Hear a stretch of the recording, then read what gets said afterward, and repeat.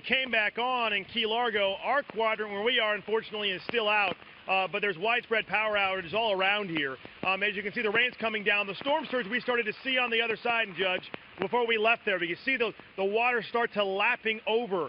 Some of the docks went under. We saw at least 4 boats destroyed, blown up against the rock jetties that their anchors weren't able to hold them. We're starting to see some of that same type of feel behind us when we walk out here in the dark. You can't see it on the camera, but you're seeing those boats really sway and move. The anchors are unwilling to hold them at some point. And as you can tell, perfect timing, right when we came on with you, the rain is really starting to come down. We could get us up at 20 inches by some estimations. It really depends on what the storm does. And as you can tell by the track, it's really changed a lot.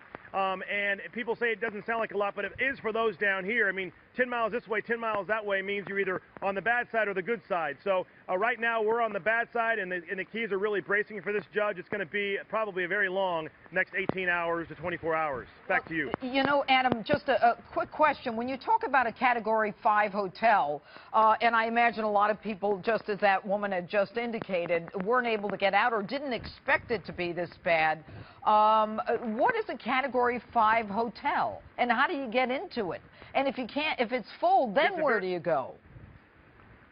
Right, very good question. You know, and some of the viewers have asked about it. It's not about us, but just to kind of explain, because we're part of that question as well. When you come to these type of things, the last thing you want to do is have the authorities worry about you. They've already got all the locals they've got to worry about who decided to stay. So when you try to find a hotel like that, you go look for certain things. A hotel that's usually masonite block built, it usually has 2 or 3 stories up, so you don't have to worry about a storm surge because you're up above water. In our hotel's case, it only has windows on one side. It's only 1 window per room, and they have built-in metal storm shutters that I closed myself, and they come down like a safe. I mean, it's going to be very difficult for wind to get in there, and they're locked, so the wind even can't pick them up. The roofs generally are cement, or they have very strong metal roofs. Ours, we're on the 2nd story, so we have a cement floor above us. So you look for those type of things. That's what it means to be category rated. And a lot of the building codes were changed in Florida after Andrew. And this hotel, we were told, was built about that time.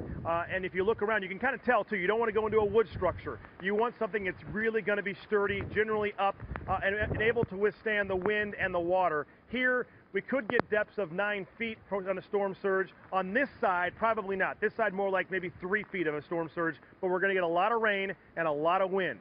Okay. Judge? All right, Adam, stay safe. Adam Housley.